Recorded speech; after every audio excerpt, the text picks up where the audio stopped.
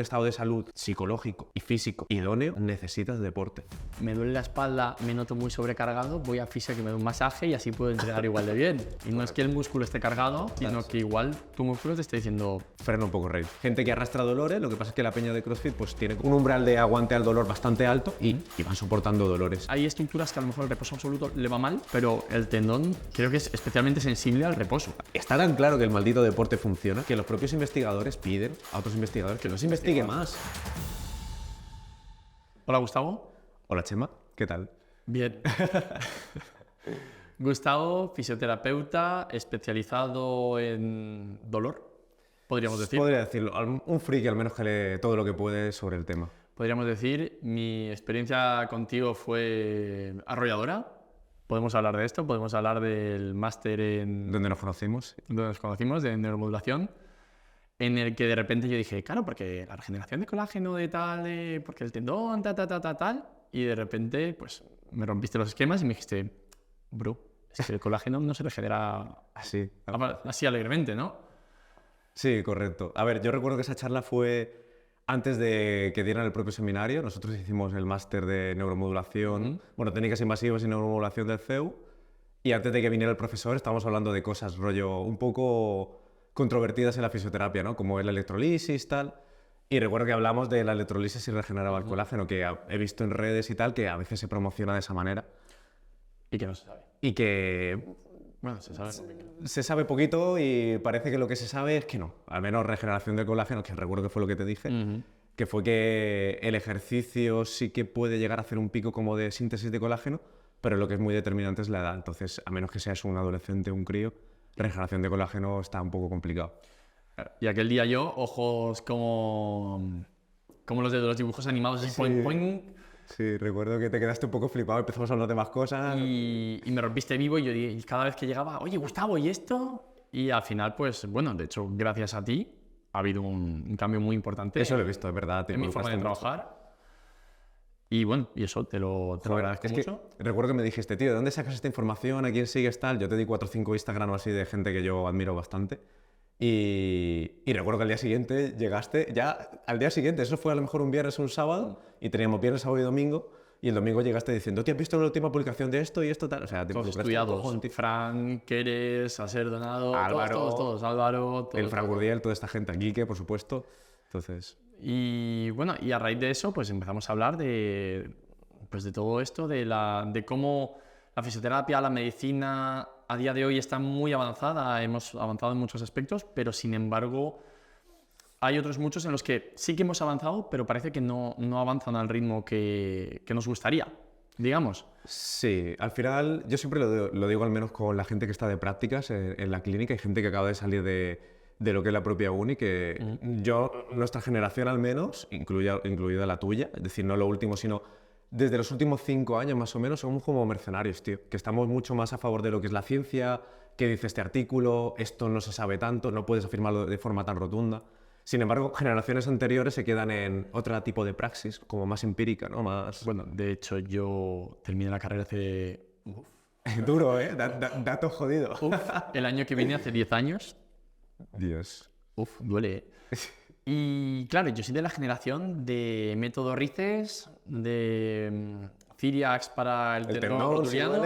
Y cuanto más reviente, más duele mejor. Duele cura. Y el de voy a comprobar si tienes luxado el tendón del bíceps haciéndote un test ortopédico. Este test, que realmente lo que estás tocando es el septo intramuscular del deltoides, correcto, sí.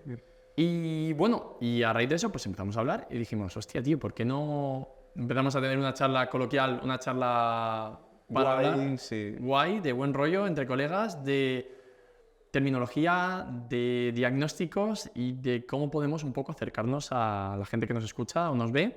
Exacto. Sobre todo a la gente que entra a consulta sin saber qué coño pasa o qué tengo. Varias personas me dicen cosas distintas, veo en internet que me tienen que cortar el brazo, etcétera, ¿no? Y un poco romper esa incertidumbre tan jodida que es tan difícil de gestionar. Sí, sobre todo la peña que sufre el dolor, ¿no? Al final. Entonces, bueno, Gustavo, yo te pregunto, ¿qué es una tendinitis? Pues tendinitis como tal es como... Se definió en su momento como dolor en un rango que es tendinoso, hay una alteración de la función de ese tendón, porque si hay dolor, generalmente no nos movemos en el espacio de la misma manera que si no tuviéramos dolor. Y a priori el término itis implica inflamación del tejido, como una gastroenteritis, artritis, etc. Entonces, según cómo se empezó a utilizar, pues inflamación del tendón con dolor y alteración de la función. Pero a día de hoy, tanto tú como yo sabemos que ese término está un poco obsoleto y no se utiliza tanto.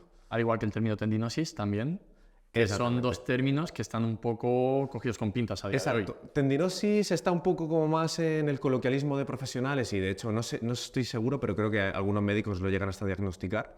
Tendinitis sí que... Y tendinitis también, yo lo he visto escrito. Pues bueno, tendinitis totalmente obsoleto y tendinosis está un poco en controversia. Tendinosis quiere decir pues un estado de degeneración de lo que es la estructura del tendón. Lo que pasa es que hubo un consenso en 2018 que determinó, bueno, al menos el consenso determinó que tendinosis no apoyaban el uso clínico de esa palabra. Simplemente hasta que haya más investigación, de momento dejarlo un poco de lado. Pero lo que te digo, a nivel coloquial, entre clínicos y a veces diagnósticos se utiliza. Claro, entonces de ahí salió de este consenso, que bueno, que es un consenso de los mayores expertos en tendones, en tendinopatías. Justo.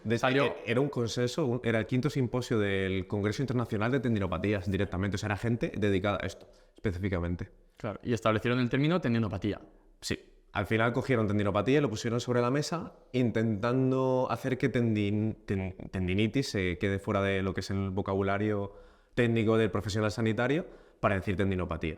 Entonces, dijeron una serie de cosas, entre ellas dijeron que itis, al ser inflamación, realmente el tendón, aunque se puede inflamar o se puede hinchar, no siempre se inflama como tal. Entonces, una artritis reumatoide, por ejemplo, que sí que es una patología donde media mucho sistema inmune, extravasación de líquido, sangre, tal, y que sacas productos en sangre, se ve que hay sustancias proinflamatorias a muerte.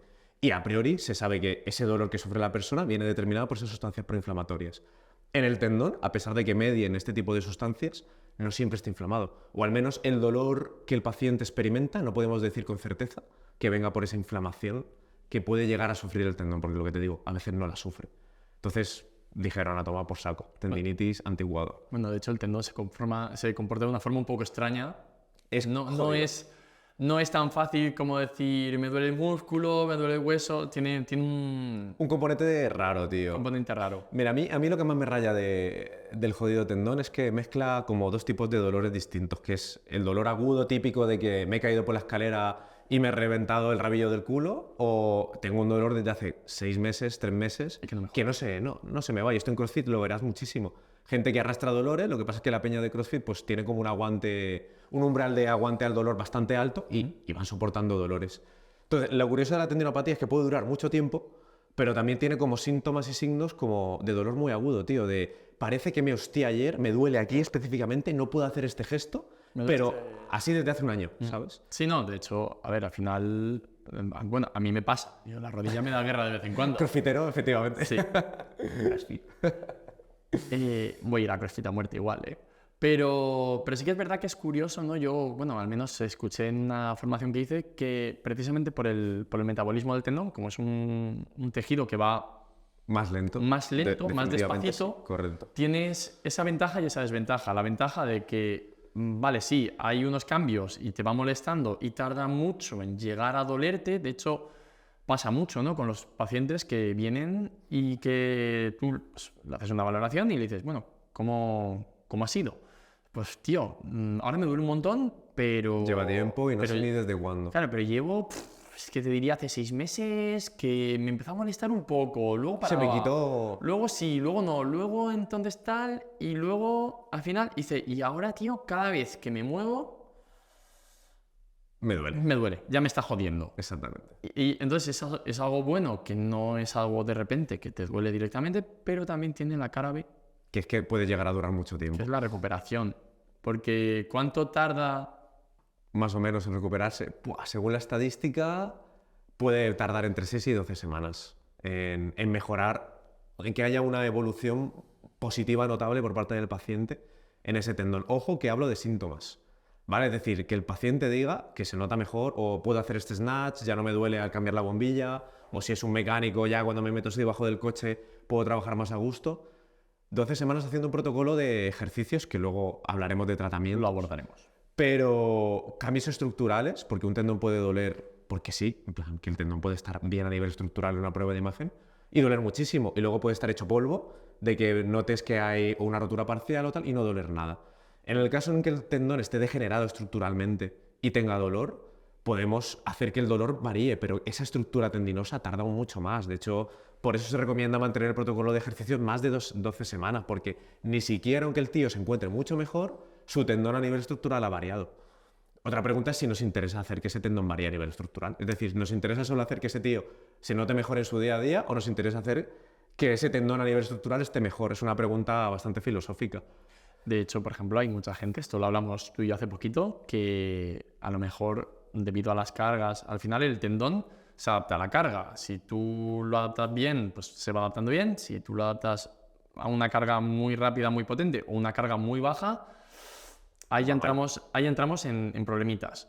Pero yo, por ejemplo, tenía un paciente que le dolía el tendón de Aquiles izquierdo y a nivel estructural tenía el derecho que tenía un habichuelote del grosor de mi dedo. Y dices, joder, pero si es que parece que está peor El otro. el otro. Entonces, voy a hilarlo un poco, voy a volver un poquito a este consenso. El tema del aspecto del tendón realmente influye. En el dolor. Es decir, porque hablamos mucho de la ecografía o la resonancia, decir, madre mía, menudo tendón rotuliano tienes. Correcto. Es Está decir, engrosado, está roto. Es decir, tienes el tendón engrosado, fíjate, se ve aquí. Es decir, esto para una persona del día a día, para un paciente que viene, oye, mira, que es que me duele la rodilla, al hacer crossfit, tal, y me ha dicho el médico que tengo una tendinitis porque fíjate que se me ve engrosado y me lo ha dicho en la ecografía. Exactamente. Ese es un problema muy grande, tío, a nivel de clínica. O sea, por un lado, tío, esto viene, por ejemplo, de la divulgación que hay tan grande en redes, que a día de hoy tú puedes leer un montón de cosas. Uf, ahora hablaré. Pero ahora nos metemos en eso. Sí, a este lo metemos. Pero es como que hay divulgación muy buena, divulgación muy mala, como siempre. Pienso que esto se extrapola hace años, incluso el periódico, si nos vamos en ese sentido, cuando no había redes. Pero al final hay como un lío, tío. Como que la gente se mete un poco en evidencia, pero no se mete del todo. Entonces se quedan con 3, 4 cosas que más les suenan y al final, y luego el paciente también puede ver estas cosas en las redes. Y se quedan con un tinglado bastante importante en la cabeza y no saben ni por dónde cogerlo. Entonces, en la clínica, el problema principal que hay entre profesionales y tanto el paciente que lo ve por fuera es que piensa que, según lo que salga en la prueba de imagen, es lo que tiene. Es como un modelo muy mecanicista, muy estructuralista, ¿no? Tío, me duele esto porque el tendón está mal. Entonces, solucióname el tendón, méteme ahí una aguja con corriente, recréame el colágeno, que es lo que se vendía por redes, entonces yo estaré mejor. El consenso de 2018 determinó que, primero que todo, tendinopatía, como definición, es dolor en un recorrido tendinoso, y a una disfunción de la función, es decir, una alteración en el funcionamiento de ese tendón, cuando metes una carga mecánica. Porque obviamente el tendón, la función que tiene es transmitir la fuerza del músculo al hueso para que haya un movimiento. Sí. Entonces, si yo ese tendón no lo muevo, no duele. Generalmente no duele. A menos que, por ejemplo, hayas hecho un wood de CrossFit de la hostia, se te haya irritado, entonces ahí te puede llegar a doler sin movimiento, pero sabes perfectamente que viene por el entreno, ¿no? Igual que las agujetas. O hayas hecho una compresión. Sí, o cojo un cirias, cojo, meto aquí y me duele. Entonces puede llegar a hay un crear estímulo. Exactamente. Eso es lo primero. Y luego lo segundo, dijeron que para diagnosticar una tendinopatía no hace falta una prueba de imagen, que es lo más interesante. Y ahí es donde creo que muchos profesionales sanitarios aún no han llegado. Es decir, para que sea una tendinopatía, basta con que haya una alteración de la función y dolor en un rango tendinoso. Punto. No me hace falta que el tendón esté ni bien ni mal. Es decir, no tengo que ver una ecografía o hacer una resonancia magnética para ver ese tendón por dentro cómo está, para yo diagnosticar una tendinopatía. Porque tendinopatía es dolor y alteración de la función del propio tendón. Entonces, es bastante fácil, tío. Tú ves una persona que te dice, me duele aquí cuando hago bíceps y después de entrenar me suele doler 24 horas o más. Entonces, dejé de entrenar brazo, mejor. Claro, no estresas el músculo a nivel de estrés mecánico, el tendón, perdón. El parar, ¿eh? Y esa es otra mierda que hay. El parar. Porque claro, también nos pasa lo mismo, ¿no? De hecho, justo hoy lo hablaba yo con un compañero mío y hablábamos justo de que le ha venido un chico con una tendinopatía rotuliana y que su fisio de siempre le ha dicho que pare de entrenar, que no haga deporte, que no haga nada, que pare por lo menos 2 meses. ¿Y sabes lo mejor? Que ha parado 2 meses. ¿Y qué le pasa a su dolor? Que mejora. Bueno, o sea, no mejor siempre. porque no me duele ahora a todas horas, pero claro, al subir escaleras le duele, al agacharse le duele, Hostia, es pues la flujo de tiene almacén, le duele. Quiero decir, al final es la movida, esto lo hemos hablado ya varias veces, del reposo absoluto y de lo... Fíjate que hay estructuras que a lo mejor el reposo absoluto le va mal, pero el tendón creo que es especialmente sensible al reposo. Al reposo, exactamente. A ver, el tendón como tiene una densidad celular muy baja y un metabolismo muy bajo, de hecho de media tiene a lo mejor 25 veces menos que un músculo. Y ponle que un músculo cuando se rompe tarda unas 8 semanas en hacer un callo. 8 semanas un músculo que es rojo de la cantidad de sangre que tiene, a nivel de nutrientes y tal. Pon un tendón que es blanco, porque apenas tiene irrigación sanguínea, y encima su metabolismo es mucho más lento. Entonces, yo siempre digo que es como un tractor, él se puede adaptar muchísimo, tiene mucha capacidad de aguantar mucho. Joder, piensa una persona que entra en powerlifting, en CrossFit, el día 1, que levanta a lo mejor la barra sola, que son 20 kilos, y a los 2 años está levantando 160, 200 kilos en sentadilla. O hay un cambio bestial del tendón, o a nivel de cargas, o no se adapta.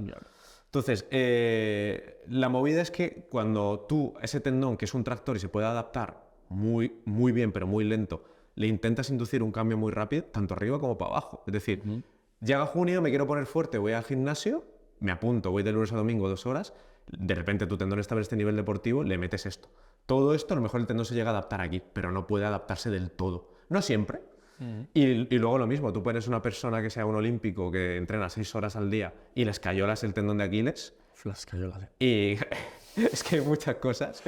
Ese tío, cuando le quitas la escayola, es posible que tenga dolor en el tendón. Porque su tendón a nivel deportivo estaba aquí, pero es que luego al obligarlo a parar el reposo absoluto, bajar esto, no le sienta bien, tío. Lo que cuesta luego, desde aquí abajo, volver a subir aquí. Exactamente. Y ahí generalmente hay dolor. Entonces, lo curioso del tendón es que, sobre todo a la peña que la suele tener, que es gente muy activa a nivel deportivo, hasta el punto de sobrecargar el tendón para que empiece a doler, les pone reposo absoluto y a lo mejor mejoran la primera semana y la segunda, porque lo que estaba pidiendo ese tendón mediante el dolor era, coño, dosifica la carga, necesito bajar un poco porque no llego a estos niveles que me estás exigiendo. Entonces, muchas veces mejoran, o al menos no le duele todo el tiempo. ¿Cuál es la movida? Cuando intentan volver a hacer el deporte. Ahí viene el error. Es que aquí me has dejado una pelota botando muy chula, que es, me duele el tendón o me duele la espalda, me noto muy sobrecargado, voy a fisio que me dé un masaje y así puedo entrenar igual de bien. Vamos a entrar ahí, quiere decir, cuando te avisa ese, porque al final eso es un piloto que te está avisando, y no es que el músculo esté cargado, ni es que tal, y que tengas que masajear, sino que igual tu músculo te está diciendo, frena un poco, rey. frena un poco, rey. O métele otro estímulo, baja la intensidad, el tipo de carga que estás levantando de 200 kilos a 160, mete más volumen, métele un estímulo de estiramiento a lo mejor, te pide cosas. Desde luego un masaje alivia. Y esto es como el pilar de la fisioterapia, ¿no? Que muchas veces ya hasta nos ofende que nos digan que somos masajistas. Pero es verdad que el masaje funciona en muchas cosas y entre esas esa fatiga que se suele notar la gente y tal mejora. Por otras cosas de las que generalmente se piensan, sí, pero mejora. Nosotros no estiramos el músculo, eso tú ya lo sabes. No es que yo meto un masaje y de repente el músculo pase de medir 1,5 a 1,8, pero desde luego se nota más suelto, ¿no? Se nota como que ya no está tan tirante. Entonces la gente por eso lo busca. Al final le mola más. Entonces, bueno, volviendo a esa carga, a esa adaptación a la carga, vamos a hablar de ello, ¿no? Quiero decir, de cómo recuperamos un tendón. Es decir, un tendón viene un paciente, fíjate, lo valoras, vale, vamos a... Obviamente el dolor tiene muchas connotaciones biopsicológicas, contextuales, sociales, ¿vale? Hay mil millones de variables, no solamente el tejido en sí, ¿vale? Pero vamos a simplificarlo un poco a esto. Quiero decir, yo vengo con una tendinopatía muy clara, muy básica, muy simple de me duele ahí, aquí, y cada vez al subir escaleras, al bajar, tal. Cuando yo empiezo a entrenar, empiezo a calentar, me molesta, pero en cuanto entro en calor no me duele tanto. Pero una vez he terminado de entrenar, me vuelve a dar guerra, quiero decir, y lo valoras y tal. Y además lo ves con el ecógrafo y además de lo que tú sospechas, además ves un cambio estructural. Un montón de cositas. Claro. ¿Vale? Quiero decir, yo no reposo, entonces ¿qué hago? Quiero decir, aquí entramos en eso. Entonces, aquí entramos en el ego del deportista, tío. Y creo que es lo más jodido que te encuentras en clínica, de la peña esta que va a tope, que le encanta entrenar, y ya no por un físico estético, sino que necesitan entrenar. Y cuando tú le dices, oye, de hecho, siempre la primera pregunta es, ¿puedo seguir entrenando? ¿O puedo entrenar mañana? Esta tarde tengo máxima de sentadillas, ¿puedo hacerlo igualmente? Exactamente. O diga lo que digan, lo voy a hacer, porque tenemos pacientes así de cabezones. Entonces, desde luego, a día de hoy el reposo absoluto prácticamente no se recomienda nunca. Quitando alguna patología muy específica, como por ejemplo puede ser la fibromialgia, que en alguna población específica de la fibromialgia parece que X ejercicio no va bien, sino que acentúa el dolor. Sí que resta. Pero aún así, en X, y mira que es una enfermedad que se está estudiando, hay mucha incertidumbre y tal, y en X población de la fibromialgia, X deporte suele ir bien. Entonces, lo que te digo, generalmente, a día de hoy se recomienda ejercicio siempre, el reposo absoluto está prácticamente desmarcado. Y me hace gracia porque hace años se recomendaba hacer ejercicio, ¿no? El médico siempre se aconseja moverte, tal. Pero con la creciente evidencia de ejercicio, tío, ya los profesionales sanitarios ya no dicen se recomienda, sino que es obligatorio, tío. O sea, tú para tener un estado de salud psicológico y físico idóneo, necesitas deporte. Ya no es aconsejable.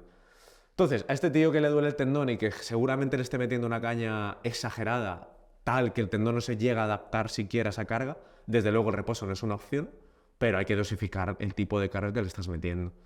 Claro, al final, porque, por ejemplo, por esto también es muy típico de esta persona que empieza en CrossFit. Yo me encanta meter el CrossFit. No, es que es verdad, es un porque ejemplo mola maravilloso. mucho, es un deporte muy chulo, muy divertido y además enseguida el cuerpo te va pidiendo más. Quiero decir, tú empiezas viniendo 2 semanas, venga tal, me está molando, conoces peña, la gente de tu hora. Venga, la cenita del CrossFit. ¡Oh, qué guay! Tal, no sé qué, me lo paso bien, entreno con Pepe, me pico con él, tal. Entonces pasas de 2 horas a 3 a la semana. Correcto. De 3 días a la semana pasas a 4, de 4 pasas a 5, de 5 pasas a 6 y luego metes cargas de 2 horas. Luego hace doble sesión. Claro, pero claro, al final normalmente lo que pasa es eso, que empiezas a lo mejor de haber sido sedentario, y esto pasa mucho, gente que Poco, sí, o hace poco deporte en el día. no ha hecho mucho deporte, paso de eso a hacer 2 horas semanales en un margen de 1 mes, 2 meses, a meter 4 o 5 horas semanales, es decir, a duplicar La carga de entrenamiento. Y encima intenso alto, o sea, volumen alto, porque no paráis, aunque sean 20 minutos de wood, no paráis. Y una intensidad, porque al final es muchas repeticiones. Claro, Hay mucha fatiga ahí. Entonces, claro, al final, por ejemplo, consejos, ¿no? ¿Qué consejo, por ejemplo, decir de alguien que empieza de nuevas, que podría venirle bien, de decir, hostia, pues, vale, ¿qué puedo hacer para entrenar bien? Obviamente evitar lesiones. Sabemos que la lesión, hay muchos factores que tal. Que median ahí. De hecho, claro. hay un estudio que vi hace poco, que eran 200 o 300 factores biopsicosociales de diferentes cosas, y que entre ellos uno es la técnica y otro es la carga. Quiero decir, que son Sí, 1 o 2 factores de cientos. De una vida entera al final, que es una persona, correcto. Pero, por ejemplo, tú dices, vale, pues si, por ejemplo, yo ya he hecho esto, yo soy sedentario, he empezado el CrossFit, he hecho 2 sesiones semanales, he pasado a 4, he pasado a 5 y de repente digo, uff, Me empieza a doler. me está dando guerrita. Consejo de ¿Qué podemos hacer? al fisio. Pero, sí, ve al fisio además, y que te valore. Mira, yo aunque estoy de acuerdo con el consenso y piense que no hace falta una prueba de imagen para ver qué tiene el tendón, ya con que me digas cuándo te duele y cómo te duele y tal, ya sé que eso lo puedo diagnosticar como una tendinopatía, aunque nosotros no diagnostiquemos los fisios, otro tema. Yo sí quería una ecografía, porque yo necesito ver cómo está ese tendón por dentro y al menos verlo con el otro, es decir, compararlo, a ver cuánto se ha engrosado, cómo está y tal, por mera información, aunque luego eso medie bastante poco en mi tratamiento, pero yo quiero saber de dónde parto. Porque sí que hay estudios que dicen que aunque la alteración de la estructura del tendón no tenga que ver con sus síntomas, lo mismo que he dicho antes, puedes tener el tendón reventado y cero dolor. O un tendón de puta madre, súper bonito, la fibra de colágeno alineada tal, y un dolor exagerado. Pero sí que se ha visto, tío, que el tendón que parte de una peor base estructural, con dolor, tarda más en recuperarse. Entonces, una de las preguntas de la gente que está alrededor del CrossFit y de cualquier doctrina deportiva es ¿cuándo voy a poder volver a jugar en caso de fútbol o a entrenar en caso de cualquier deporte, ¿no? Tío, ¿cuánto se me va a tardar en que se me quite esto? Mucho. Y nosotros nos metemos tremendo triple que ni Jordan en ese momento, porque cada persona varía.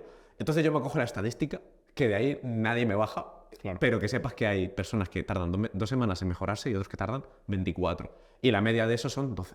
Entonces realmente eso lo explico. Cosas que le puedo decir al tío para que cambie ya, decirle que tiene que seguir entrenando para que se calme y luego meterle tremenda chapa de estructura del tendón y que tiene que darle un margen de bajar cargas de eso, de 6 semanas a 12. Yo siempre doy 2 test autodiagnósticos porque creo que la fisioterapia no solo se debería hacer en lo que es en la propia consulta, y ya no te hablo de tratamientos pasivos o activos, sino que ese tío se vaya a su casa sabiendo lo que puede llegar a sentir y lo que debe hacer en función de lo que sienta. Más en este tipo de patologías que es proactivo, es decir, el tío tiene que hacer un cambio en su entrenamiento para conseguir una mejora. Por muchas agujas que yo le pinche, por mucho test que le ponga, por mucho calor, todos los tratamientos de fisio, si ese tío sigue entrenando de la misma manera, es muy posible que siga teniendo su dolor. Entonces, 2 tests que él se puede pasar a sí mismo para controlar un poco la carga que le está metiendo ese tendón. Uno es que identifique los ejercicios que más le duelen y que los meta de forma aislada en sus entrenos.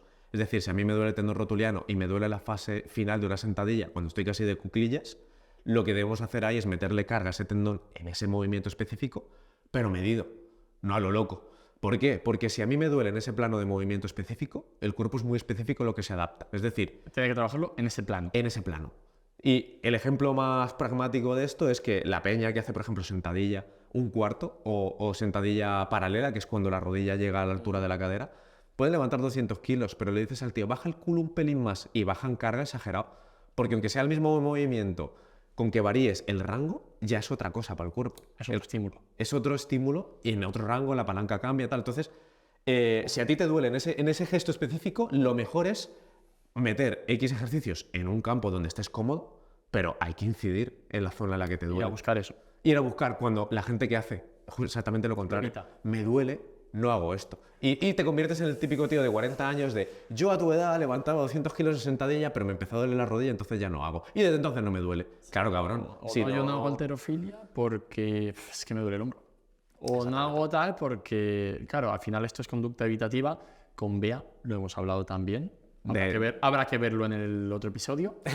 Pero sí, al final la conducta evitativa es una mierda, porque al final te tienes que exponer. Yo a los pacientes se lo digo, le digo, y yo siempre hago la comparativa al peso muerto. Yo soy fan del peso muerto. Con dolor lumbar, ¿no? Al peso muerto con dolor lumbar, y además soy especialmente fan del peso muerto lumbar, porque está tan demonizado el que tú hagas flexión de la columna al hacer peso muerto, que yo me obsesiono con ese ejercicio con la gente que viene con miedo a flexionarse. es que hago mala técnica. Claro, me va a romper. Es que ya, pero te vas a partir en dos. No, vamos a exponerte, ¿no? Y cuando alguien... Además pasa mucho esa conducta evitativa de me da miedo bajar porque si bajo así, pero el momento en el que he fallado la técnica, no voy a...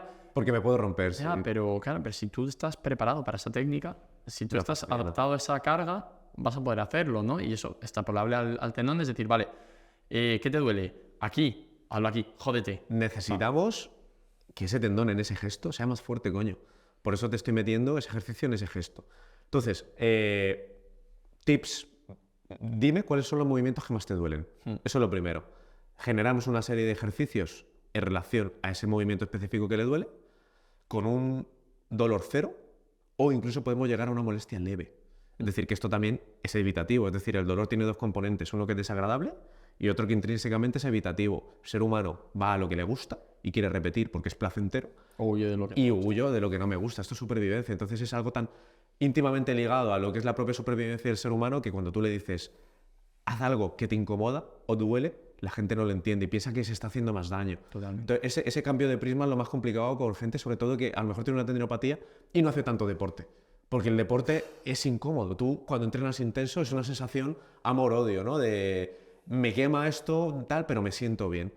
Entonces, los pacientes tienen que entender que cuando le quieren meter un estrés a un tendón, seguramente le genera algo de dolor. Porque tú no eres una persona que venga sana, sin ningún tipo de dolor, a entrenar. Tú estás viniendo aquí con una patología.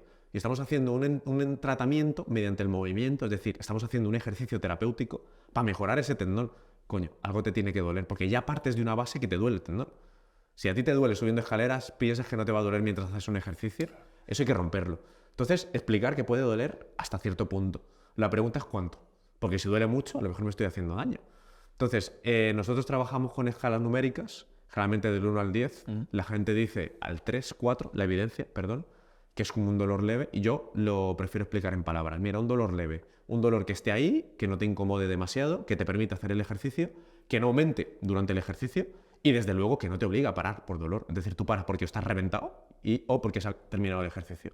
Pero si ese dolor te obliga a parar, ya no era un dolor leve. Entonces, en ese momento en el que el umbral del dolor es mayor que leve, a lo mejor le estás metiendo demasiada dosis de ejercicio a ese tendón en este momento específico. Con lo cual lo vas a adaptar mal otra vez. Exactamente. Por eso, esto es como siempre, y me hace mucha gracia porque es como algo muy lógico con la que la gente de alto rendimiento trabaja constantemente, pero como que no se ha adaptado bien a la gente que trabaja con dolor. Y realmente, tío, en evidencia científica de cómo adaptar cargas al dolor hay bastante poca, pero hay un cojón y medio de evidencia en la gente de alto rendimiento. Entonces, todo lo que sabemos para trabajar con gente con dolor es más o menos empírico, basado en la evidencia de gente con altas cargas y alto rendimiento. Y al final tenemos un tejido que necesitamos que se adapte a X carga, porque si no sigue doliendo. Tenemos que trabajar en un umbral donde no sea muy leve, porque si no nos estamos tocando los huevos y no hacemos nada, y no muy alto, porque esto ya lo estamos haciendo. Exactamente. Claro, al final es que no deja de ser otra cosa que es adaptación, exposición a la carga. Sí, es que es eso, tío. Es que no hay otra. O sea, luego sí, el dolor, las connotaciones psicológicas, tal, el dolor crónico, todo esto ya... ¿Cuánto miedo tienes a moverte, tal? Claro, dificulta, ¿vale? Todo eso dificulta mucho y al final, bueno, hay gente que ya tiene un dolor tan crónico, tan a nivel cerebral, que ya es muy difícil, ¿vale? Pero partiendo de la base de que el ejercicio, el dolor es simplemente es decir, vale, pues me duele aquí, pues vale, pues vas a hacer esto.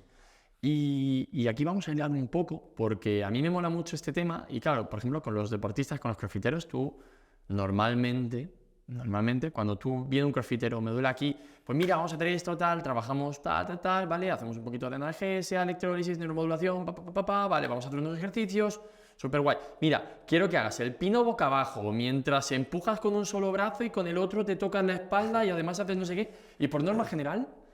El que es deportista y que es este enfermo, este loco del deporte, y además en CrossFit, porque el de gimnasio depende, ya tienes que estar más instaurado, puedes parar, pero el crossfitero es como, que quiero volver a hacerlo, que quiero volver a picarme con Pepe otra vez. Correcto. ¡Hostia! Y de hecho, lo más jodido de esa gente es que baje, que no haga de más. Claro, ¿sabes? entonces en ese aspecto es fácil el instaurar ejercicios. Además, yo con la gente con la que entreno también me vuelve un montón, porque cuando yo voy a entrenar me encuentro con Peña y me veo a este haciendo la sentadilla aquí, al otro haciendo trabajo de rotación isométrico del hombro para tal, al otro haciendo no sé qué, y digo, mis chicos. Sí, eso está bien. Estoy ilusionado. Pero ahora vamos a la contraparte. Vamos a ese paciente sedentario que no hace deporte, que no se cuida, que la adaptación del tendón no es mala porque se ha pasado y de repente ha hecho de más, sino porque como no hago nada de deporte... podemos entrar en juego también de sobrepeso, de factores de riesgo, de enfermedades metabólicas, sí. Y todas estas cositas que fomentan este tipo de patología específicamente. Además, incluso medicación, tío. O incluso medicación. Entonces, ¿cómo voy a un paciente sedentario que tú dices, hostia, porque a mí esos son los más difíciles? Porque claro, como a una persona que no hace deporte, no se cuida, no tiene buenos hábitos, porque lo tiene todo hecho, es facilísimo. A mí me encantan. Pero el que no lo tiene, dices, puta madre, tío, cuando viene y te dice, no, me duele aquí, y además te dices tú, ¿qué hacemos contigo? ¿qué hago contigo? Tío, esto es una de las charlas que tuve con Ana Santonja, en relación a la gente que estudia un montón, tal, que somos mega motivados de leer y tal, y luego los profesionales que a lo mejor leen menos, son más pragmáticos, más empíricos, de fallo-error, tal, y veo que te funciona. Y, tío, los clínicos que son clínicos puros, gente que trata gente y hace que mejore y tal, y a lo mejor no son los más teóricos, tienen algo en común todos, y es que saben leer al paciente. Te entra por la puerta, tienen una comunicación bestial, empatizan mucho, generan un lazo a nivel emocional con esa persona. Es decir, el tío que va a ti, porque tú eres un profesional sanitario y tiende a repetir contigo, es porque confía en tu criterio. Entonces, esa conexión contigo fortalece lo que es el abordaje terapéutico y, según la evidencia, hace que sea más fácil que mejores.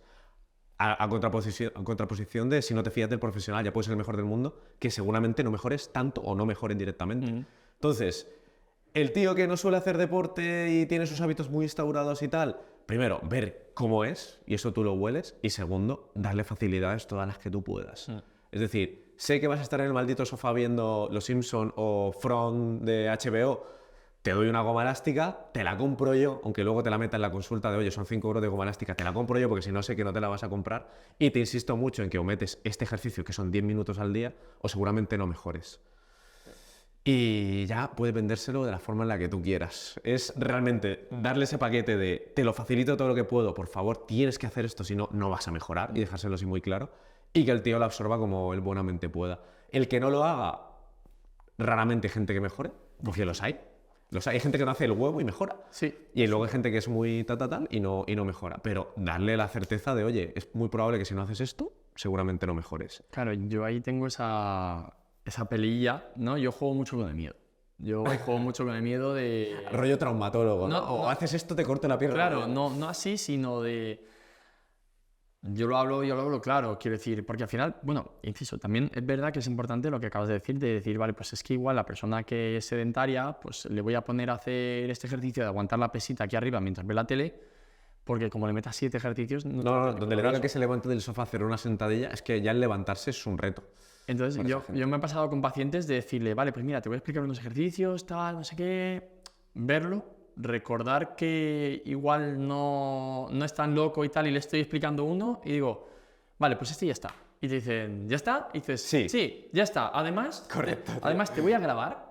Y te lo voy a enviar. Te voy a grabar, Sí, te lo voy a enviar y te lo voy a enviar con la explicación clara y concisa de cuánto, de dolor, de tal. Y te dice, pero solo uno. Y dices, solo uno. Suficiente. Con esto me vale. Ya iremos a más. Exacto. Y ves cómo reacciona ante ese ejercicio. Porque es verdad que, claro, a mí me pasaba al principio, pues hazme esto, hazme lo otro, tal. Te ves el curso de tendones de Álvaro Altuve, de tal, no sé qué, Y los ejercicios, ¿qué tal?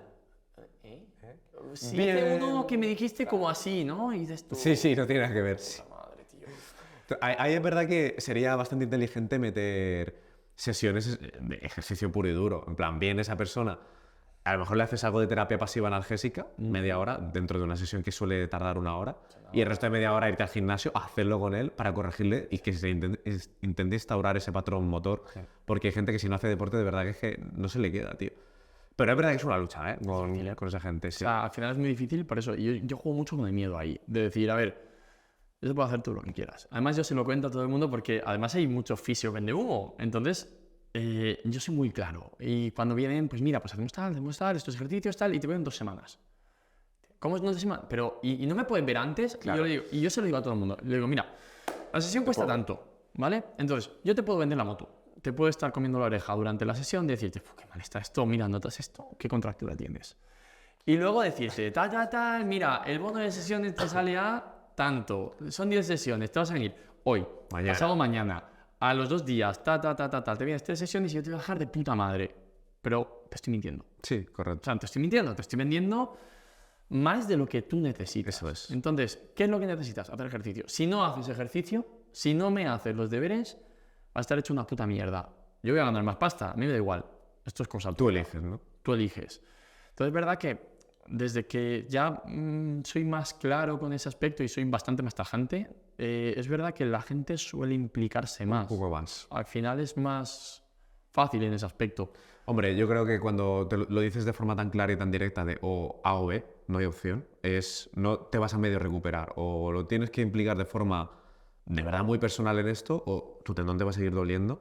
La gente tiene que tomar una decisión. La mayoría de gente suele optar por intentar recuperarse, por eso he venido aquí.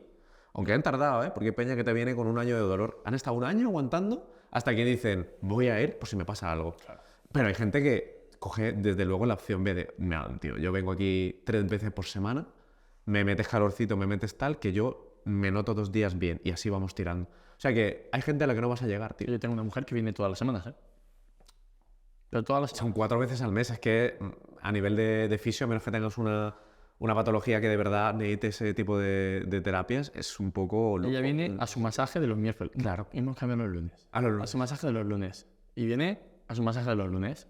Esa vez. Entonces, a mí eso no me parece mal si has sido muy sincero desde el principio y esa persona lo ha elegido, ¿sabes? El problema es cuando tú ocultas información y vendes pues, el doble de sesiones que puedes llegar a meterle a esa persona hasta que mejore, ¿no? Claro, al final también eso me pasó una vez con un chico, yo ya aquí estamos divagando a muerte, me pasó una vez con un chico que me dijo, mira, me duele aquí, tal, esto, lo otro, y dije, pues mira, vale, pues vamos a hacer esto, te voy a hacer un poquito de neuromodulación para aliviar el dolor, además te voy a hacer este protocolo que funciona muy bien, que no hay pérdida de fuerza, y luego te voy a explicar unos ejercicios para que mejore esto, tal. Y entonces él me dijo, pero si tú me generas analgesia no estás tapando... Es una pregunta súper común. La causa, le dije, es una pregunta muy buena, muy interesante, Digo, mira, te explico. Tal. Entonces, claro, yo te explico que sí, yo te estoy ayudando para que tú puedas aplicar esa carga, tú puedas hacer ejercicio y de esa forma te puedas adaptar a ello. Correcto. Es decir, no hay más. Soy una ayuda para que tú te muevas fuera. Yo te echo una mano Totalmente. para que tú puedas hacer esto.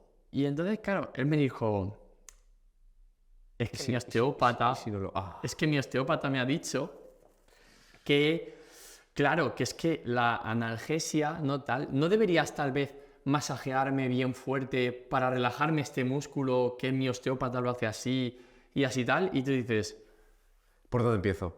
tío, dices, ya está, ya, jodido. O sea, quiero decir, ¿cómo? jodido, sí. Porque claro, al final aquí de esto lo vamos a hablar mucho, el cómo la expectativa del paciente, de lo que tú le vas a Modifica, hacer sí. y del papel real del fisio. Porque ¿tú qué haces con un paciente? Tú eres fisio. Viene un paciente, ¿tú qué haces? ¿Tú le arreglas los dolores? ¿Tal? O sea, quiero decir, Yo diría que a día de hoy somos más educadores, tío, que otra cosa. Guiamos un poco al paciente para que se autoayude, de cierta manera, y luego obviamente hacemos cosas que él en su casa no puede hacer, ¿no? Como es meter una aguja a un nervio periférico. O sea, ahora una corriente a un nervio periférico, quiero decir. Pero realmente estamos muy condicionados por el propio paciente, porque como tú dices, nosotros trabajamos con la expectativa del paciente, qué quiere él de nosotros y qué quiere conseguir, y qué espera de nosotros, importantísimo. No es que a mí esto me lo han hecho siempre y me he ido de puta madre.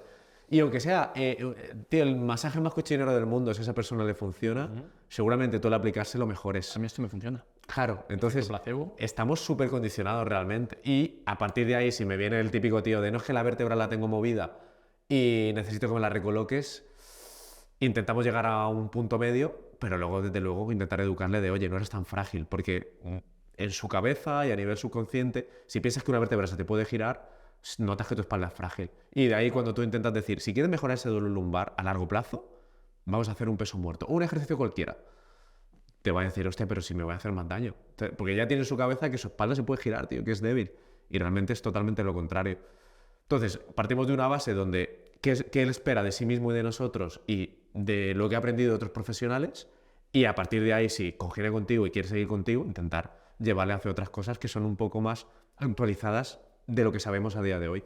Aunque luego eso mañana se desvirtúe y sepamos otra cosa, ¿sabes? Porque la ciencia es Sí, así. al final va avanzando. La cosa es estar un poco al pie del cañón de qué es lo que sabemos hoy, por hoy, que va bien para lo tuyo.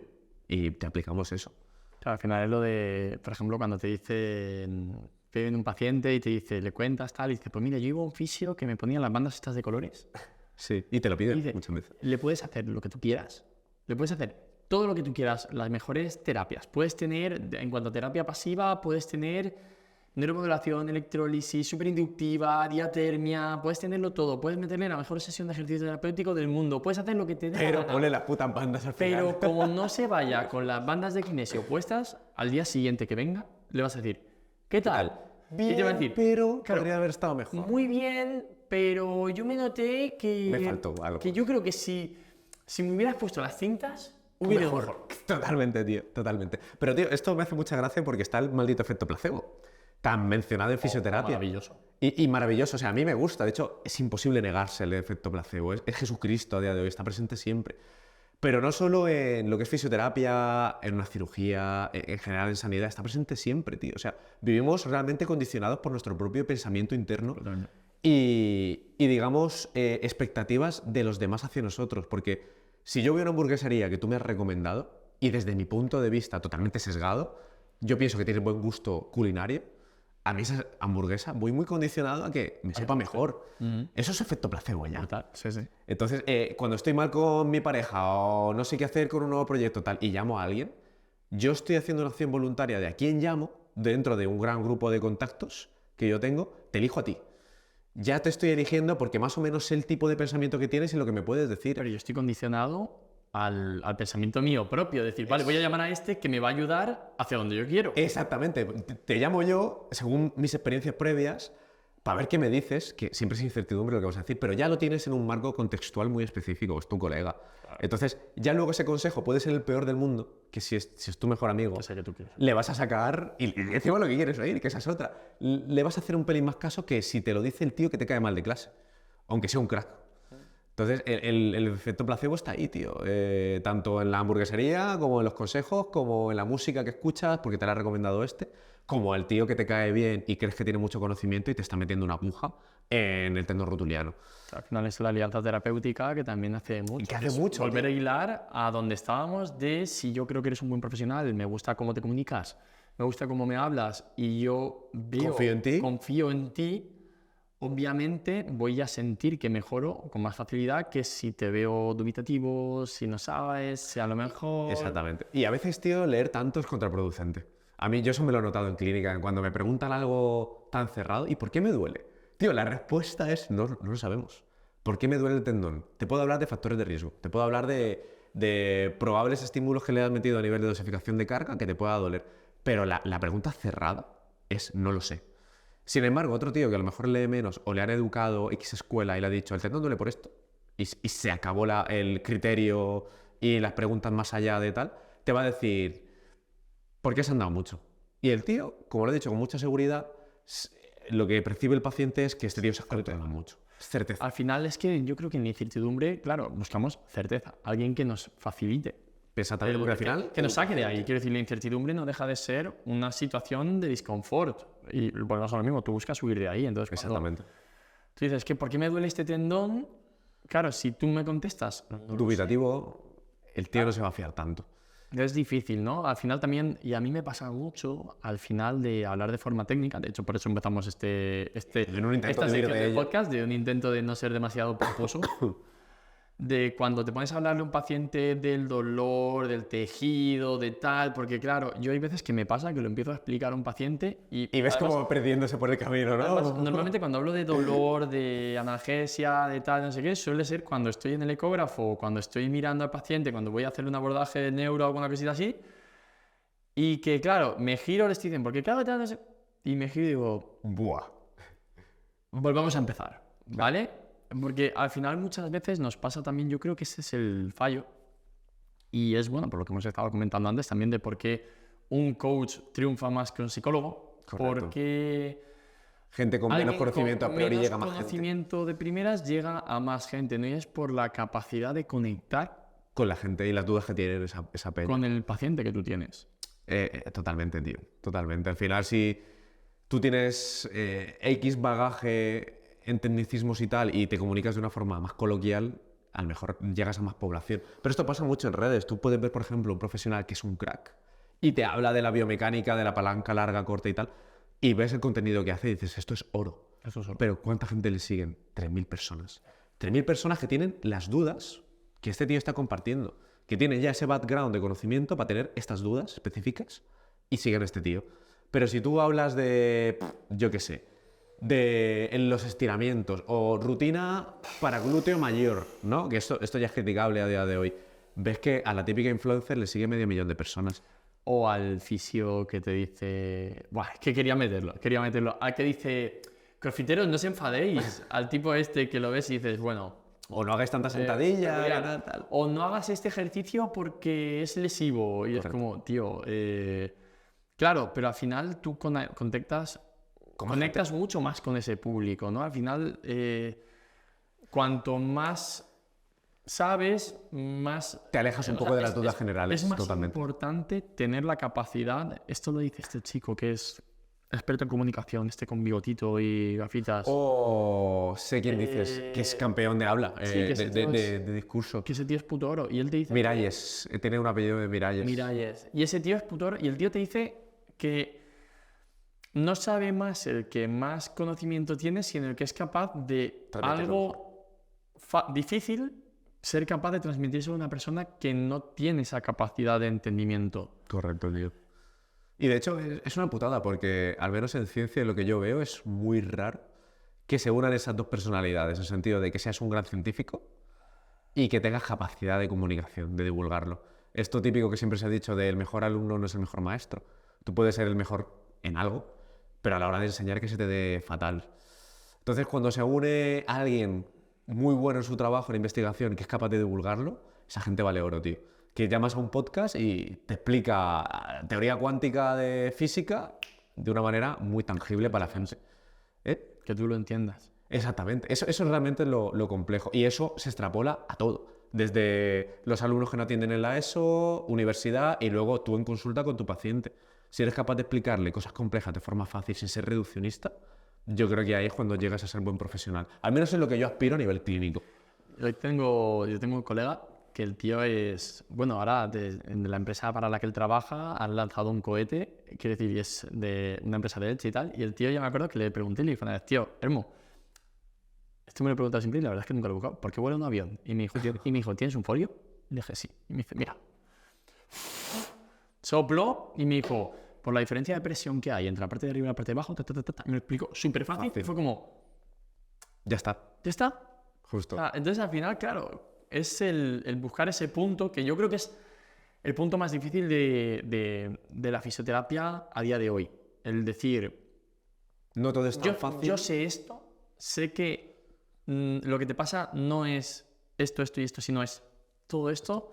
Cómo todo esto lo englobo de forma que poquito a poco te lo puede ir dando para que tú vayas entendiéndolo. Eso es. Y mejora, y esperemos que esto mejore tu dolor, ¿no? Siempre es incertidumbre.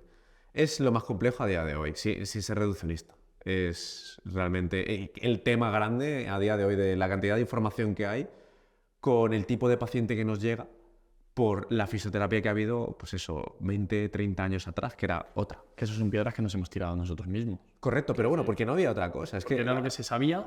Exactamente. Y era la forma, sobre todo, de pensar. Porque tenemos información muy grande. Por ejemplo, la típica afirmación de el músculo se estira más cuando hacemos un protocolo de estiramientos, ¿no? Y hay gente que se piensa que literalmente el músculo medía X y luego mide más. Y lo que cambia es la capacidad elástica del músculo. Eso, tío, hay papers que hablan ya de que realmente las propiedades mecánicas del músculo no cambian, no obstante, sí las funcionales, a lo mejor 30 años, 35, 40 años. Sin embargo, a día de hoy hay alumnos de fisio que salen del grado pensando que la propiedad mecánica cambia del músculo, que las sarcómeras que forman el músculo aumentan cuando haces estiramiento. Y realmente no es para nada así, al final es más complejo. Cosas de núcleos cerebrales, neuronas, cambios en la tensión neural y demás. Bueno, de hecho, hay mucha evidencia también del ejercicio terapéutico como base para la recuperación desde hace Prácticamente para todo. muchos años para prácticamente cualquier cosa. Exactamente. Y sin embargo lo hemos hecho de un carácter más pasivo. Sí, siempre. hasta hace poquito, ¿no? Que lo digo, mercenarios, que estamos cambiando esto, pero hay médicos que siguen recomendando el reposo absoluto, tío. Y llegamos a un punto, tío, en bibliografía científica tan hardcore de... Está tan claro que el maldito deporte funciona que los propios investigadores piden a otros investigadores que no se investigue más, que investiguen otras cosas que se saben menos. Entonces, tío, tenemos tantas cosas y aún así esa información no le llega ni siquiera a los propios profesionales sanitarios. Difícil. Es un problema, ¿eh?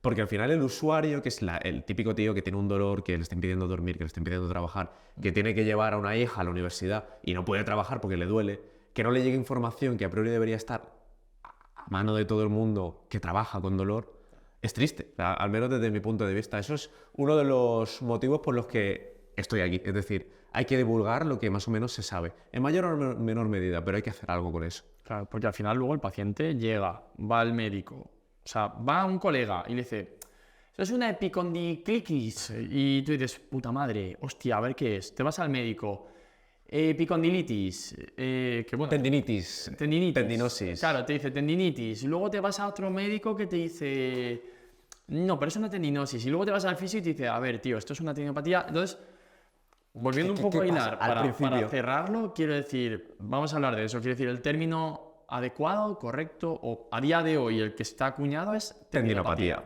100%. Dolor en un tendón, en un recorrido tendinoso, que con alteración de la función de dicho tendón. Según el sitio donde ocurra la tendinopatía, tiene un distinto nombre. Por ejemplo, típico codo de tenista y de golfista, que eso lo conoce todo el mundo. Tenista cuando duele aquí, golfista cuando duele dentro. Esto el consenso lo determinó como tendinopatía lateral de codo y medial de codo. Tendinopatía Aquile, tendinopatía rotuliana y tendinopatía peronea. El hombro, que mucha gente y en muchos posts leo que pone tendinopatía del manguito de los rotadores.